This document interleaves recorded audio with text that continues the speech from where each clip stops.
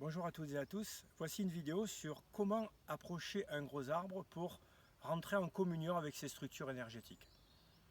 Donc en un, si possible, selon vos connaissances, c'est d'être le plus propre possible.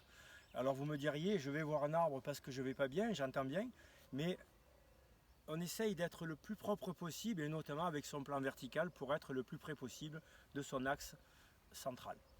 À partir du moment où j'ai pu faire une prière, une méditation, monter un petit peu en énergie, je vais pouvoir rechercher le rayonnement de l'arbre. Alors nous avons un merveilleux tilleul qui est là.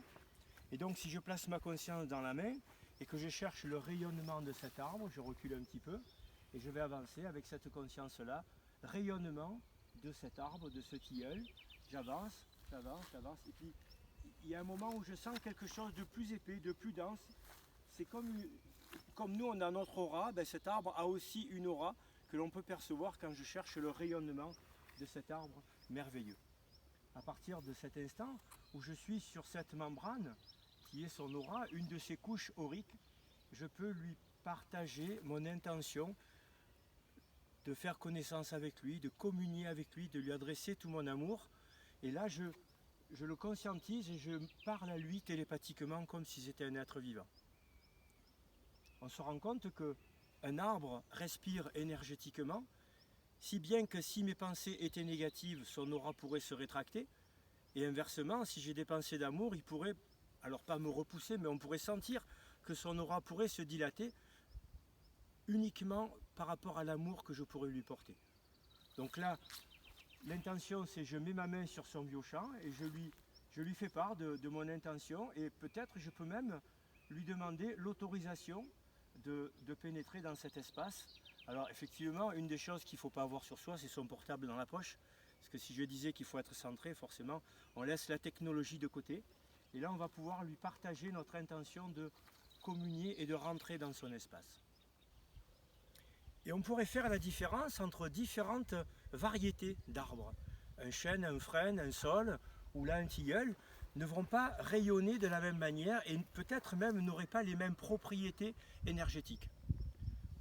Donc là, comme je l'ai expliqué tout à l'heure, je mets mes mains sur le biochamp de l'arbre, je lui adresse mon intention, je lui adresse tout mon amour, je lui demande l'autorisation de rentrer dans son espace comme je pourrais le faire pour une forêt. C'est exactement la même technique. Je peux aller voir le premier arbre de la forêt, lui dire combien j'aime le règne végétal. Cet arbre a cette possibilité par les racines de communiquer avec tous les autres arbres, tout cet amour que je leur porte. Et cette balade pourrait vous remplir énergétiquement si on rentrait avec cette conscience-là dans la forêt. On ne rentrerait pas avec cette conscience-là pour se nourrir énergétiquement, mais tout simplement sans rien attendre en retour. Là, de cette même manière, je me mets sur le biochamp de l'arbre et je lui dis combien je l'aime et je lui demande l'autorisation de me laisser rentrer dans son espace et j'attends. Et j'attends. Alors c'est sûr que si j'ai mon téléphone portable dans la poche, il ne va pas me laisser rentrer ou c'est peu probable qu'il me laisse rentrer. Et il y a un moment où cette résistance disparaît. Donc là, je sens qu'il n'y a plus cette épaisseur devant moi.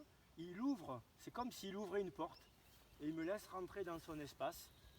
À partir de là, je peux en conscience, avec mes mains, venir me rapprocher de lui. Et je me rapproche et je me rapproche, toujours avec cette conscience du sacré. Pourquoi avoir cette conscience-là? Eh bien parce que l'arbre réagit comme nous en tant qu'humains. Si j'avance avec une pensée négative, l'arbre va rétracter son biochamp. Si j'avance avec beaucoup d'amour, il va pouvoir se dilater. Comme nous, c'est la même chose. Et donc là, je peux avancer, je continue d'avancer. Je peux regarder comment il est, qu'est-ce que je ressens dans mes structures. Chaque arbre a des propriétés, je le disais tout à l'heure, donc qu'est-ce que je ressens en avançant vers un tel arbre, vers une telle puissance, sachant que l'arbre n'est pas tout seul, il y a des présences, souvent des présences elfiques, il y a des faunes, il peut y avoir le dieu de la végétation, Pan, Dana, ou d'autres présences de dimensions encore bien plus élevées, et donc je peux avancer avec tout cet amour que je leur porte.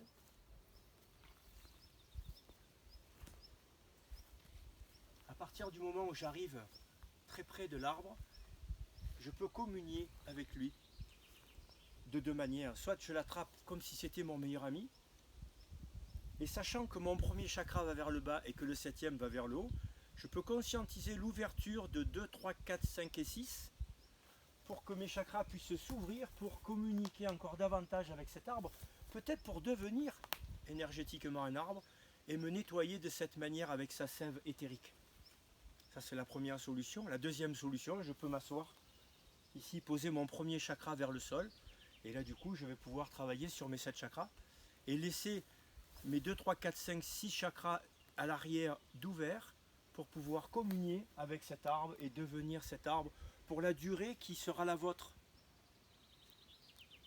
Lorsqu'on a fini, on remercie ce moment sacré, ce moment divin avec cette merveille de la nature, avec cette puissance extraordinaire.